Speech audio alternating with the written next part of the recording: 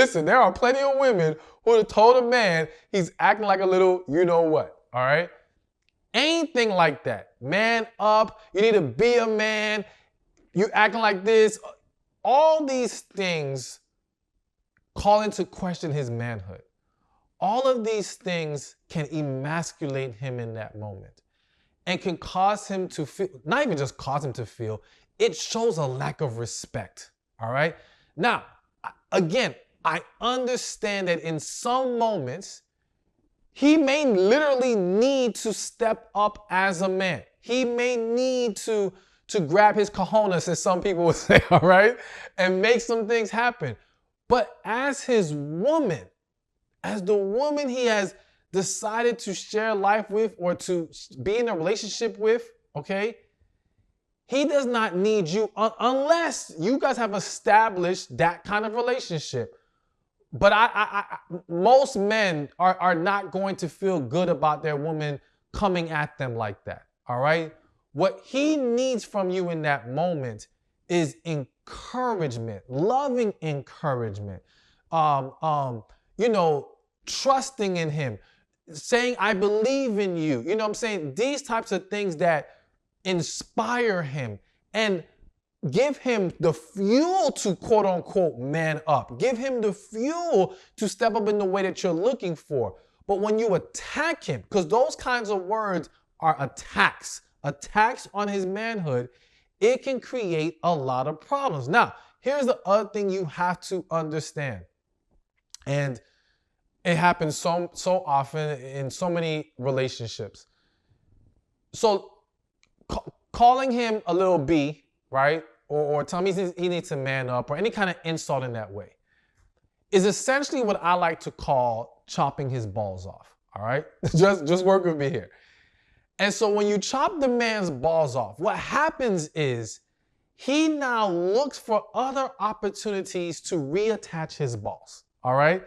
He looks for ways, or what some may call buck up at you. Now he comes a little bit harder at you because he's trying to regain that manhood he feels like you kind of took from him in that moment, all right? Or to show you, oh no, you ain't gonna talk to me like that. No, I'm the man here. The problem is that men tend to do this at the worst moments. Like he's not properly reattaching his balls in a way that's like it's gonna be healthy. No, because he's just looking for any opening to essentially reassert himself. And so now what happens is it turns into this very negative cycle. And I have literally coached couples where they're having all these other issues on the surface. Well, he doesn't do this and she doesn't do that and so on and so forth.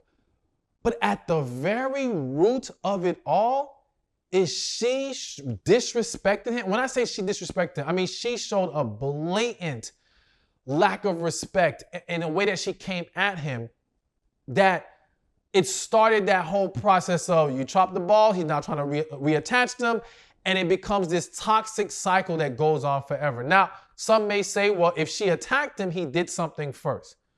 That argument can be made in some situations. But the point is, it's one thing for him to blatantly do something disrespectful, and then you're disrespectful in return. Not that that's healthy. Either way, if we should not answer disrespect with disrespect. We should not tolerate disrespect. And if the person's not going to correct the issue, we leave them alone. But the minute we pour disrespect back into it, we're not going to have this back and forth battle going on. And what starts off as that one incident will snowball into bigger problems. So again, you have to be very careful with your words, and you have to be very mindful that in that moment where you feel like, let's just say deep inside, you just feel like he's not being what in your eyes man enough right now, all right? Again, then encourage, speak life into that man. And I feel the need to say this.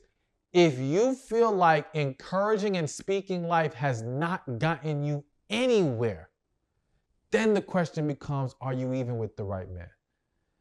You should not feel like you have to cross disrespectful lines to try to light a fire in him.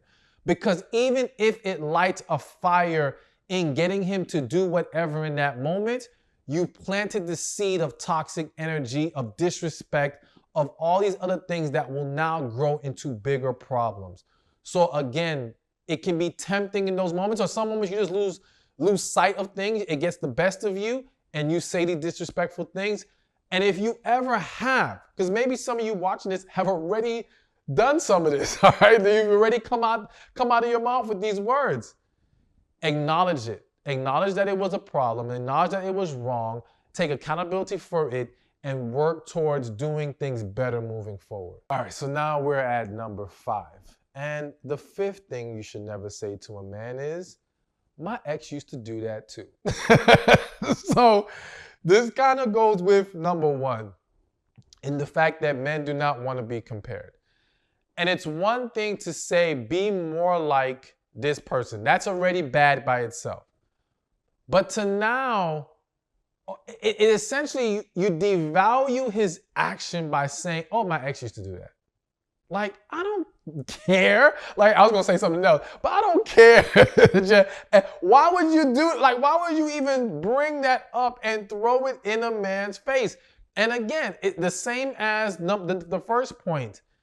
When you start to mention your ex in that way, you start to give the man reason to believe you still got feelings for your ex. Or, well, if your ex used to do it, go be with him then. Go, let him do it for you again. Hey, thank you for watching this video. Be sure to check this one out right here, and I'll see you there. Relationships are the key to a successful life.